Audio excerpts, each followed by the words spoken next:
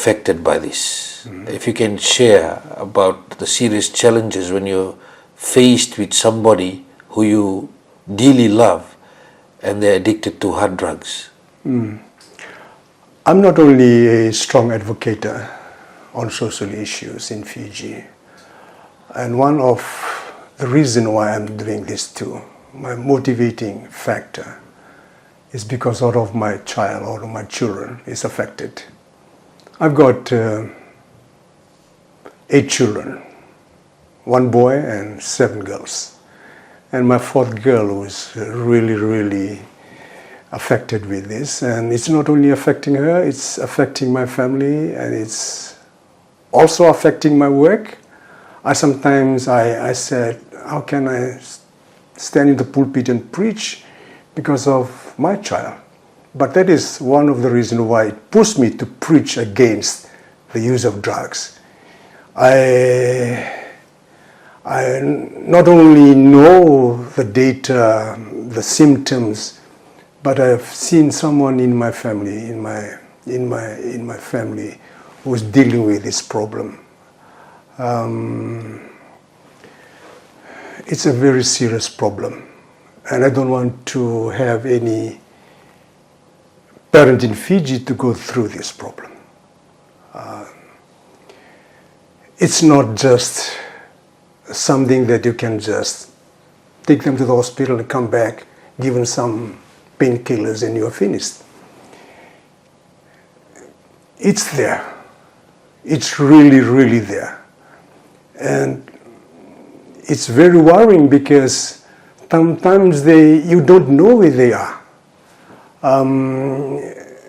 You call them, they will never answer. Sometimes they will call you in the middle of the night, Dad, I'm here, can you pay my taxi fare home? And you know she's still alive.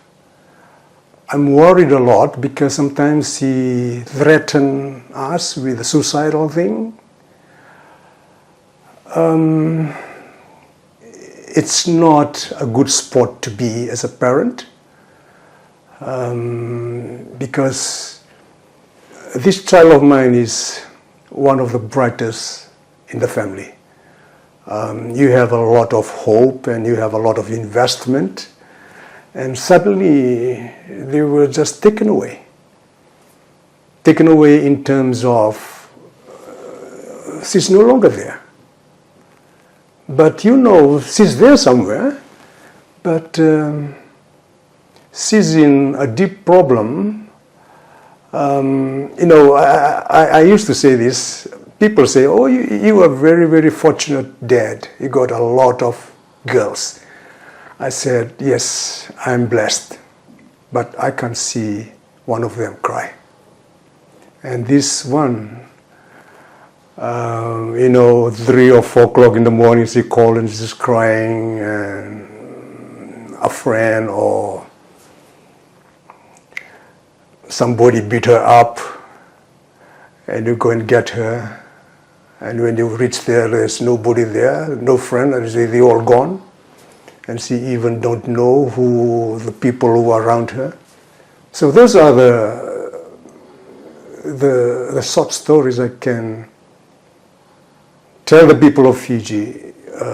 It's very painful as a dad and as also an advocate for social issues we have. How did you find out that she was doing hard drugs? This is about 5 years ago. You know, coming home, she's married.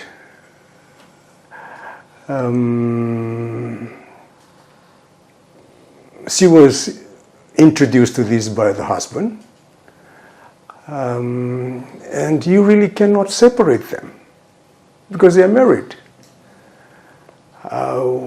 Try to counsel them so many times, but it's just like you are talking to someone who has no knowledge altogether. The reason why I stay with her and fight with her, because I don't look at the drugs. I look at her as my daughter. You love her. I love her. And I know there is somehow we're going to change this. And I keep on telling her this. We need to do this together, and you need my support, and I need you. But that's just like a conversation. I have seen how drugs works with these young people. They change the way they do things, the opposite things they're doing it. They will say yes to you, and the very next moment they lost all those and doing something else. So that is very difficult.